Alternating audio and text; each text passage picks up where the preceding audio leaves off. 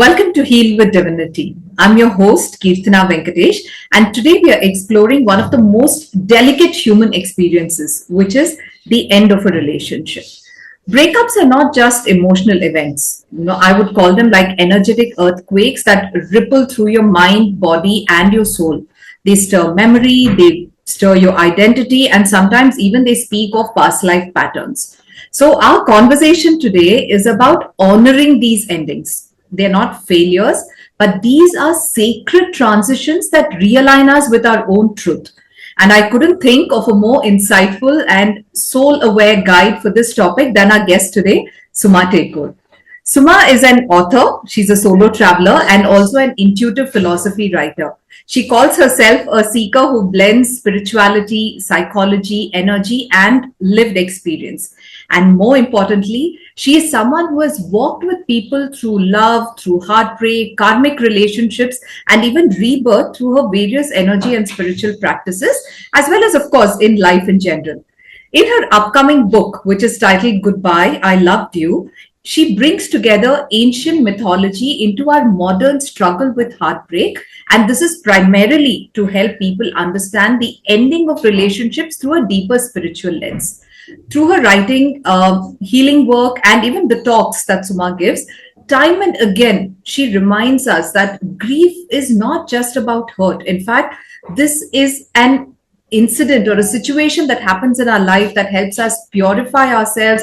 It opens us up to our own true self, and it also helps us awaken. So, Suma, I'm so glad that you are here on the show. So, welcome to Heal with Divinity. Thank you so much, Keerthana. That was a lovely introduction, and I'm delighted to be here. And heartbreak is always a lovely, topic for self-understanding, and it's a way we understand ourselves. So I'm happy to be here. Yeah, absolutely. And I'm so glad that, we've decided to talk about this. So let's begin at the heart of this entire conversation. Okay. So when a relationship ends, most of us feel it like first in our body. So we have like the stomach drops, the chest tightening, our energy begins to collapse. We start feeling drained. But what is happening in the mind, body, soul system in those first few moments of emotional rupture? Okay, great question to start the podcast. I like what you said earlier in your introduction about heartbreak being something like an earthquake. And that's pretty much exactly what happens within the system.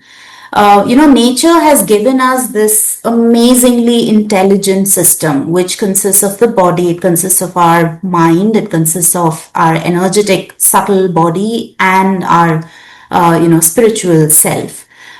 So each of these layers get affected when we go through a breakup.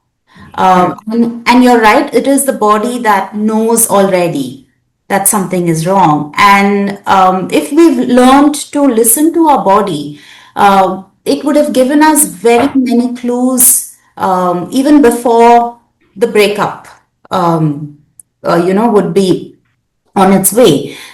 So take, for example, when you walk into a room, if someone is very finely attuned to what their body is telling them, there are certain cues that the body gives them, like you said, chest tightens, or you feel a certain discomfort, you feel like moving away from certain energies, not people per se, but something feels not right, and you feel attracted to go towards some other place and people. So the body in that sense is highly advanced, and it's for us to tune in to what the body is saying so that we can respond to it, and we also use that as data primarily. The breakup hits the nervous system first before we actually before the intelligent mind makes sense of it, and before logic comes into play. Hormones get affected. Like there is a dopamine crash, oxytocin there is a withdrawal of oxytocin, cortisol is on a spike, so stress levels are extremely high. So all this happens in the body, and then for the mind it is another trauma, because there is an imagined future that you have envisioned with this person, and that has come to a crash. And Right. so dealing with that mismatch is also now up to you. And at the soul level, that it's far deeper because you're thinking of like, a karmic story to it, and there is some kind of lesson that comes with it. So getting deeper into that story is another whole exercise. Absolutely. So, I like the way you kind of, brought in all of this, including the chemistry and the biology and all of that. But breakups often activate certain patterns that we didn't even know existed within us. Because I work with a lot of people who come to me, for energy work after they've gone through some really terrible heartbreaks, and there are repetitive patterns. Either they're always inviting unavailable partners or commitment phobes into their lives, right? So, I want to know from your perspective, like what might be triggering these old emotional memories, and how can someone distinguish the present pain from past residue? Nice. There are two questions folded in that. So I'll tackle the first one, Yes. which is, the basically we're all in a karmic cycle where lessons keep repeating. So, for example, if there is someone who is born into a narcissistic family system and has dealt with a narcissistic parent or a narcissistic family member, that is very overpowering, and that tends to dictate how your nervous system responds to people around you, and therefore the kind of relationships that you build later in life, well into adult life. So that same pattern keeps repeating like a spiral over and over again till one brings awareness to what that system is, what was my role in that system, and how do I exit that Right. system. So an understanding and awareness of that step by step is primarily what is required. But the primary lesson in all of this ends up being this is all Maya. So at the end of the day, we have to let everything go eventually, right? So that is the difficult part of it. And why does the lesson keep repeating? Right? It's also a curious question because, it pokes at the same emotional scar tissue again and again. So think of yourself as, having had a fall in the playground as a child and you've scraped your knee. Imagine that scraped knee doesn't have room to heal fully, and Absolutely. it gets scraped again, and then there's another injury on top of that, and then someone comes and stabs that same knee in the same place. It just doesn't have the time or the space to heal. So, this activation of old patterns comes about because unless we bring awareness to that pattern doesn't go away.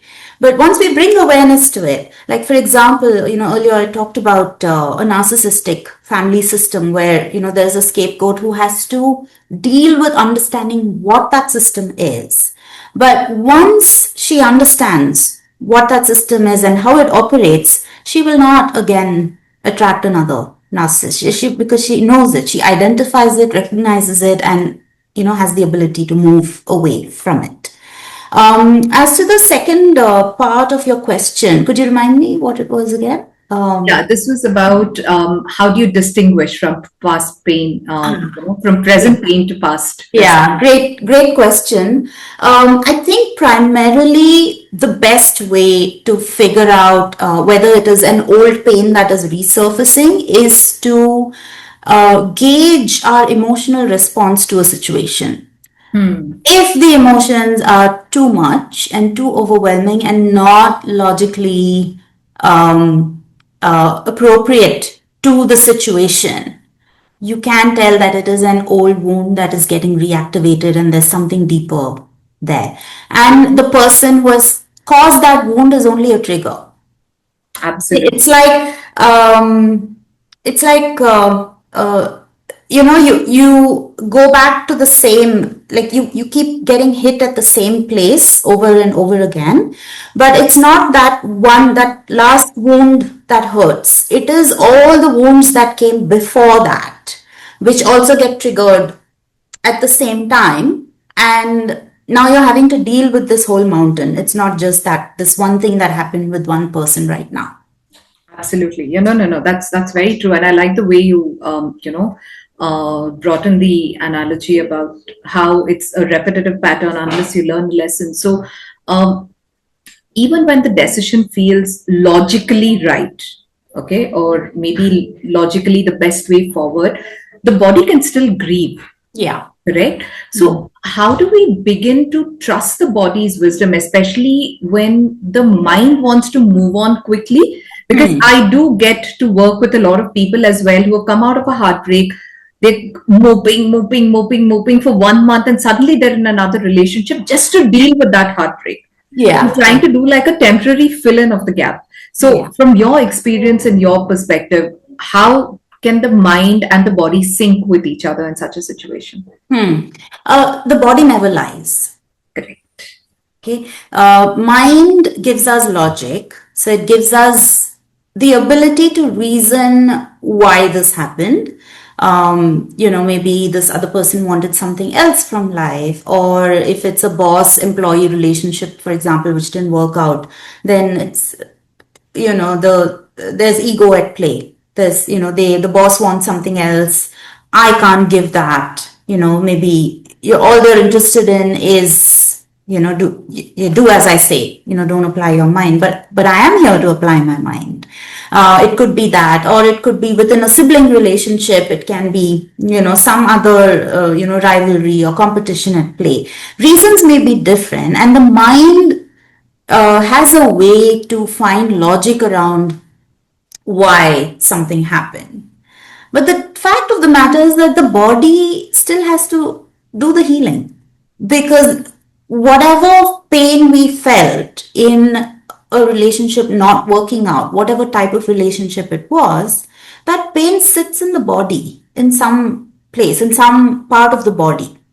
So it's for us to understand where that pain is sitting in the body, and and then to work with it and to allow it to release from the body. Otherwise, we just keep carrying that baggage of that pain into the next life, and then into, several years, even if it is within the same life.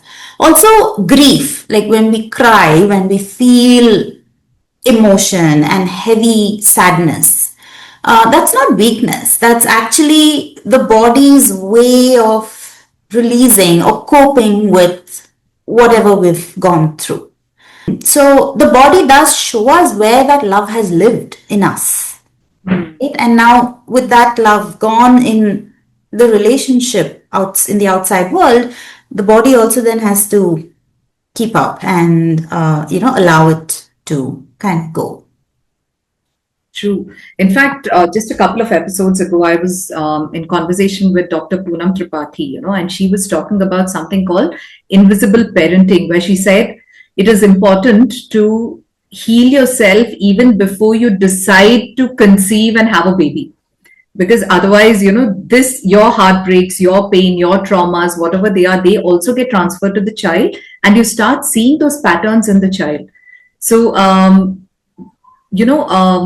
now let's go to this whole very interesting aspect about how you put into your book about weaving myth and emotional psychology together. So how can ancient stories help us see our heartbreak through a wider and more compassionate lens? Yeah. One of the reasons I decided to include mythological stories in my book is because there's already so much rich wisdom available to us through these stories. So we don't have to reinvent the wheel. We don't have to recreate something that's not there. In fact, all of our psychological theories and themes have always existed. We just keep giving them new names or new ways to understand the same thing. In modern dating today, for example, there are so many of these trends that the media often writes about. There's ghosting, which is old now. There's breadcrumbing. There's benching. There are so many, right? These have always existed since man existed. And since man has had relationships, these trends have always existed. And mythology shows us that there is room for every shade of emotion and every possibility in a relationship. They might not have called it divorce then, but separation or a husband upping and leaving a wife, all of that has always existed. So I've written about Nala and Damayanti in one chapter where, in the dead of night in the forest, he just leaves, like consumed by guilt. Whatever his reasons, he ups and leaves. It is a form of ghosting. And it's not acceptable, but it happens. And it is for Damayanti to deal with that, the grief and the sorrow that comes with that. And she goes ahead and she has her own journey with it. And, life then teaches you new things. And she has different life experiences. Same with Sita. Terrible marriage. Really bad marriage, really difficult choices. And most of her life was about sitting and waiting. And it was that waiting alone and in her own mind. So she lived in her mind more than she did, on the outside. So these myths tell us that, whatever we understand about relationships are archetypal. They are not new things that, we are going through right now. So there is comfort in knowing that, okay, so this exists and there is a name for what I feel. And there is also a healing path for it, because they show us also how to perhaps deal with, a misfortune like that. Myths also, they help us remove shame, because it has existed before it's there, and there's someone who's dealt with it. There's a way to kind of connect with that source of emotion. And I feel that, most of these stories, when I was researching this book, they repeatedly gave one message, which is that heartbreak is a rite of passage. It's not failure. It actually gives us an opportunity to live life in a different way or to experience different shades of life. Absolutely. No. That's very true and very well said, because, even I believe very strongly that we are not human beings living a spiritual life, but we're spiritual beings experiencing a human life, right? So I'm going to take the spiritual path, because now you've brought mythology and spirituality into this. So many people see heartbreak as the end of the story, and that's been like the crux of this conversation. So, but you suggest that it can be a portal into a larger purpose or an awakening of sorts. So, how can someone begin rewriting that narrative for themselves? Yes, unfortunately the popular story is that, what will happen if someone gets divorced, or what will happen if someone ends a relationship and they have to deal with it. It feels like the end of the world. We have also had stories in the past where the end of a relationship has destroyed lives in a lot of ways. But there are also very many stories of people who've rebuilt themselves on the ashes of a burnt relationship. And I feel that heartbreak, like I said earlier, it is a rite of passage. It is not failure. And also we don't lose ourselves in heartbreak. We actually meet who we truly are. Absolutely. And one of the ways in which to understand who we are is to look at our identity in the context of the heartbreak, but also in the context of us alone, because that's what is important here. Mhm. So in that sense, our identity is not going through a breakdown. It's actually going through a breakthrough. So Right. you go through that, and then something new emerges. So I can speak from my own experiences, right? Every time I've had a disappointment in any relationship of any type, I have seen how it gives a new opening for a new part of my life, whether it is a creative life. So there was one time when I painted a lot and I like discovered a creative, colorful side to my creative life. And another time I went deeper into spirituality. I was exploring different modalities and I was doing different types of work. And so much up leveling was happening that you realize that, hey, there's so much more to life. There's travel, there's food, there's beauty, there's just so much more. But having said that, I don't want to minimize the grief that comes from separation and from heartbreak. It is an important trigger, but we have to recognize it for what it is. It is a trigger. It is not your whole life. So the identity, and the association that comes with heartbreak is what we should focus on. Because if you're identifying with that being your entire identity, being in that relationship, it's going to become difficult because then the breakthrough will be difficult to happen. So, yeah, we can probably ask ourselves, what version of me is dying after this heartbreak, but then what version of me is being born also, because that is where you're headed and that's what's more important. No, very, very beautifully explained. So, again, I want to continue on this conversation that we've just been having. So, we assume that time heals, and as you said, grief has to be honored, right? But the energy of a relationship can linger long after, even the healing is done.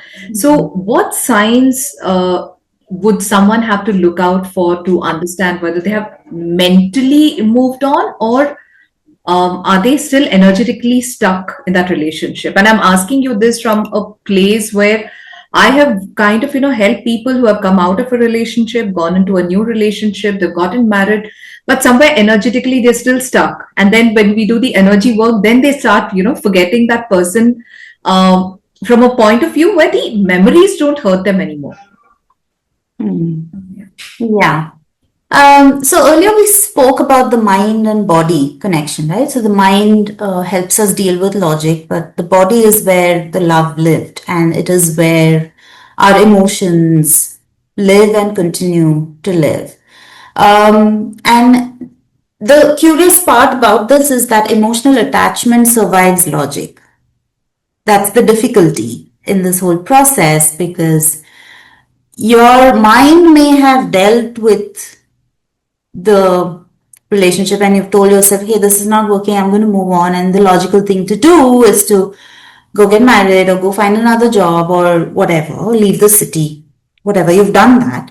But the emotional attachment still lingers. The thing to do first here is to allow the body to take as much time as it needs to heal. And this healing is not passive in nature. This is one of the main themes that I talk about in my book also. In fact, there's an entire chapter dedicated to this. That, we are told often that time heals everything. Just give it time and it'll be okay. No. If you're just going to, move from one thing to the other, you're only replacing the outer world without actually tackling what's happening inside. So it's only active healing that heals. It's not passive, oh, let me just shut it down and let me move on and, replace this relationship with another, replace this job with another, replace this experience with another and move on. It doesn't. That's when it gets really, really dangerous, because that grief sits in the body and it festers. Right. And then that energy builds and builds, and then you're finding yourself attracting the similar kind of people with the similar experiences because the lesson is not learned. There's no awareness. You haven't sat with your grief. You haven't cried enough. I can't emphasize the importance of tears in this. We are often told, oh, don't cry. Crying is wrong, or crying is, it's as though you're attracting sadness because you're crying. It's not. Crying is release, and tears are important, and they play a very, very important role in the healing process. So, the emotional attachment and the energetic thread that we feel with an old relationship is simply because the body hasn't healed. You haven't given it enough time before moving on with your life, and you've just quickly replaced one with another. That's primarily when you feel that. Absolutely. In fact, one of the major works that I do, from an energy perspective, is I work with parents who have lost children, either to miscarriage or abortions. Later, of course, they have their kids and they generally come to us with some problem, stating that either I'm having severe mid back pain or, there's like constant pain in my neck and, stuff like that. And then the only thing I do is I get them to honor the children that they lost through miscarriages or abortions or, stillbirth or whatever. Instantly, the pain is gone. That's because the body is still holding the memory of that grief, right? So what you've said is so true. Now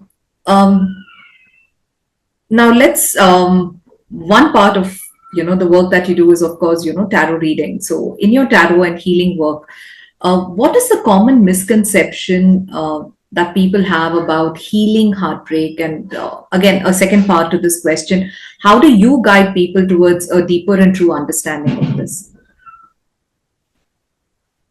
I think one of the main misconceptions that people have about healing is that healing means that you no longer love the person anymore. And healing means that, whatever you felt for that person is erased. Right. And that's a very dangerous path to walk because you're the person who's feeling those things, and you're trying to erase your own emotions because you want to cut that relationship and move on. But actually, healing means that despite how you feel for this other person, and you might still feel it even if the person is not in your life anymore, you can still hold that love, but you can still prioritize yourself without self-neglect. Right. So that is the most difficult thing because it's highly nuanced. It requires a high level of emotional maturity to hold these various aspects of your own emotions together in your bowl of heart, and to know that it doesn't mean that just because there's one here, the other also cannot exist alongside it. And it isn't conflicting, but in the mind, because of the way we compartmentalize things, it feels like a conflict, but it isn't.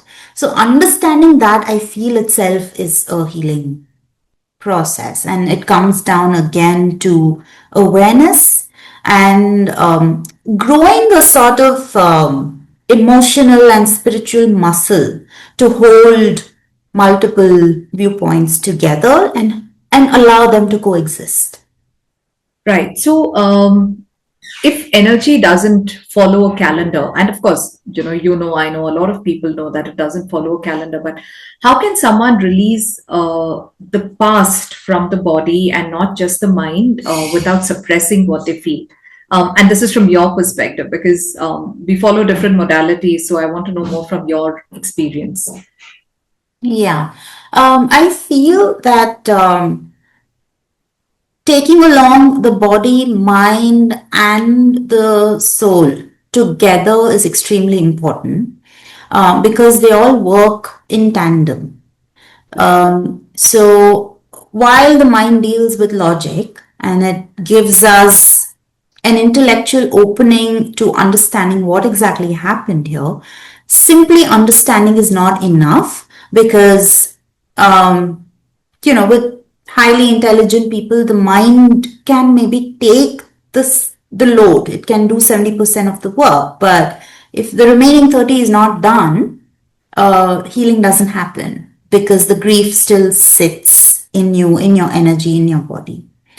Similarly, if you've worked only on the body and you keep trying to remove this grief from your body and to move on, and you do a lot of body work like breath work and movement and somatic healing and all of that, it doesn't go, because your mind keeps bringing back those same stories on a loop. And then the body has to then deal again with the mind going around in circles. And similarly with the energy aspect of it.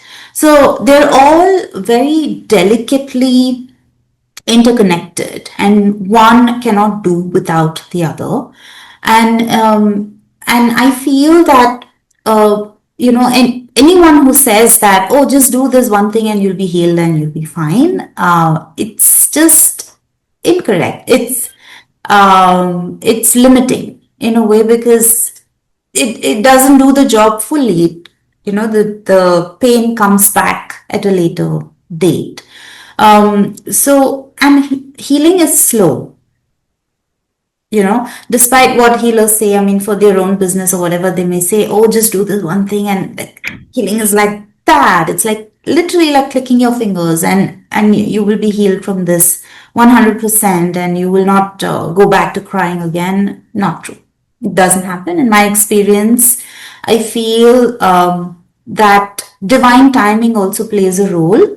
And in fact, our mythological stories tell us so much about divine timing. The time has to be right. You have to be ready. You have to develop a certain emotional and inner scaffolding to hold the strength required for the healing to actually happen. And only then you'll, synchronistically, you'll meet the right people who will give you the right tools or help you along the way to heal. So all three, I feel, have to go together. One cannot do without the other. Tarot work, yes, I do that, but primarily from a self-understanding point of view, not from prediction.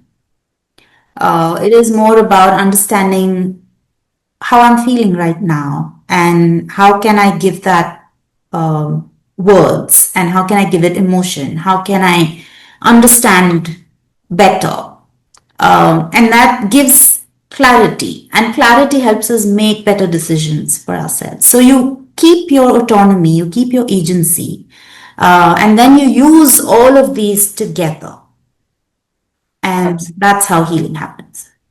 No, very true, very true. And that's so right that, the mind, body, and soul have to heal together. And of course, there's always divine intervention. There's no going against that. You also spoken about the alchemy of love, loss, and rebirth. How does someone create a space within their nervous system, within their emotional body, their parasympathetic and their sympathetic and the sympathetic systems, for transformation to truly take root? Great question. And I think it hits the heart of what we all want, right? I mean, I want to heal from this and I just want to move on. I want to do the things that I'm here to do. I want to live life.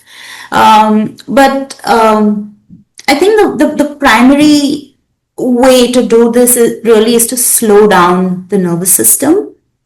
And unfortunately, the kind of life we lead today, and the extent of stimulation that we have around us, does not allow the nervous system to slow down, which is the primary problem.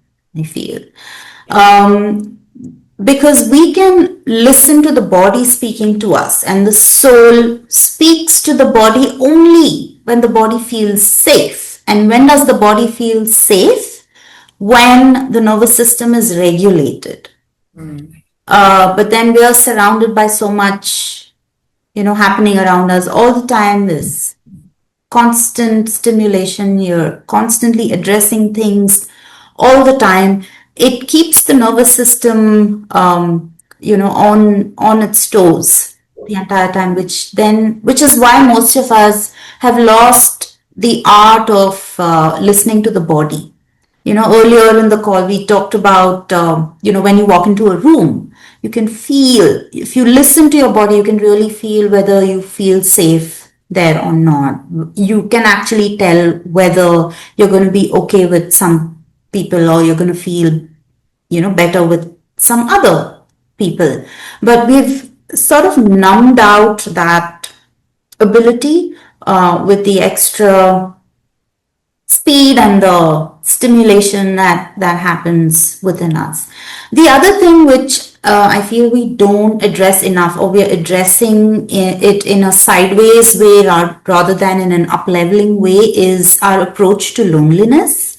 Loneliness is an epidemic and we don't talk about it enough. In fact, one of the reasons I wrote my second book, Table for One, was to address that, about all the misconceptions people have about living alone, and they think it's a sad, depressing thing. No, it's not. Loneliness, and I mean, there are different ways to understand it, like isolation or solitude, and we have our own words to describe how it is. But loneliness can actually be a laboratory for your own mind, for you to understand yourself better, and it's not a punishment. And we somehow have this idea that if you get married, you won't be lonely. Married people are the loneliest because there is a preconceived idea that marriage is a balm against loneliness. You'll never feel lonely if you're married. That's not true. So all of these things, like understanding this and coming back to your own internal life. How do you feel? How is your nervous system feeling? I think that is what eventually helps. And if we stop resisting things so much, if the resistance melts, I think radiance returns. And I think some cultures are trying to do that, like South Korea, for example. We've seen young people doing this, they call it some detox, no, dopamine detox, where you're just sitting there in parks, like loads of them, sitting alone, just sitting and doing nothing. You're not eating, you're not on your phone, you don't have a book, you don't have anything, you're just sitting. And that is a dopamine detox, and it's sad that we've come to that we need something like that. No, that's true. That's true. So again, I'm glad you even brought up this topic about where people think that they just start healing and they think that it's done in 1 or 2 sessions. But healing, as we know, is not linear. So on the days when emotions return like a storm during the healing process, right? How can someone stay grounded in their body while their mind and soul is being rewired? I think the classic philosophical idea that this too shall pass is a good one to keep as a reminder.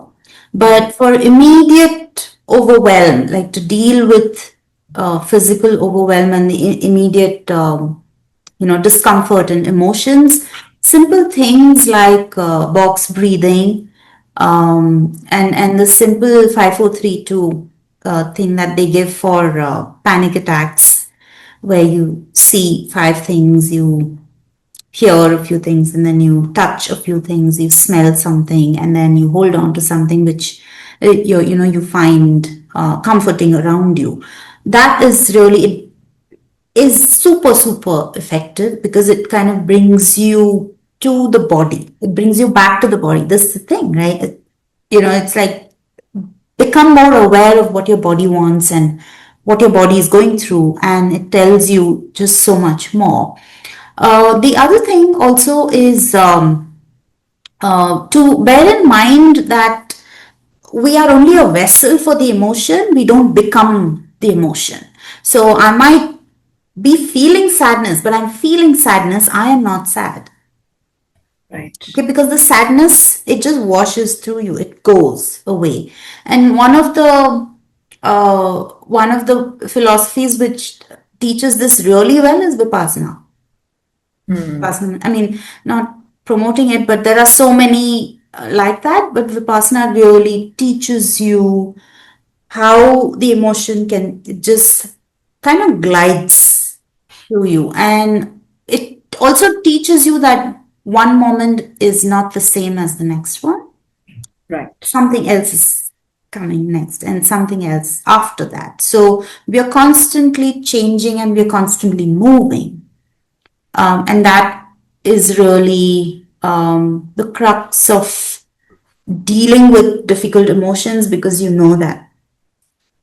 This identity, you are not that. It is just, you're feeling that now and it is passing through you. That's it. Absolutely not. Very, very well said. And yes, Vipassana is very, very powerful in that way. So, coming to the end of our conversation today, Suma, if you could offer one aligning truth for someone who is standing on the edge of letting go, something that can serve as a calm inner anchor for them, what would that be? I think most people dealing with difficult relationships or a breakup, they kind of find ways to figure out what's happening, like in the mind. So the logic part is taken care of. Eventually, they will find something to heal their body also, sooner or later. But the thing that people struggle with a lot, and I've seen this, is the idea of closure. So, what should I do to close this? So, there should be a sense of, okay, I'm closing this door so I can, move forward. Many times people go back to an old relationship, or that emotional and energetic attachment doesn't get severed fully because there hasn't been a closure ritual, right? And we unfortunately tend to look for closure from the other person, but that only brings more pain because it does not often give us closure in a way that heals us. So closure, I feel, is something that it's not something that we receive from someone else. It is something that we create. Okay? So I feel closure rituals are super important, and it is something that we can create on our own. So it can be as simple as writing a letter that you never send. It can be as simple as lighting a candle and pouring all your emotions into that light and allowing it to go. It can be, I mean, there are so many creative ways in which you can make your own closure ritual, and then cry as much as you need after that. That's also important. It might take a day, it might take two, it might take a week, but you will be fine after that, because that crossing of the threshold is really important. And once that's done, I think the letting go process will become gentler. It's not, you do this once and it's done, but doing that once is extremely important because you're setting the tone for what the letting go looks like eventually. It makes the letting go much gentler, much more manageable. Very true. Very, very true. So, Suma, thank you so much for your honesty, the gentleness with which, you explain the entire process and shared your knowledge about, heartbreak, and of course, the spiritual intelligence that you brought into this topic. And I think you've helped not just me, but even, the audience see how heartbreak is such a common thing, and there's a common way of seeing it as a broken ending, and then there is this other way where you even talk about in your book, where you talk about it as a doorway into deeper alignment. So to everyone listening to the Heal With Divinity podcast, if your heart is aching right now, let this just be a reminder that you are not breaking down, but you are rather breaking open into a truth that is way higher, into your own true self, and into your own soul. So thank you once again for joining us on Heal With Divinity. Until next time, feel deeply and identify your true self, heal consciously, and stay aligned and stay divine. Thank you. Thank you, Sumaa. Thank you, Keerthana. It was a delight to be here.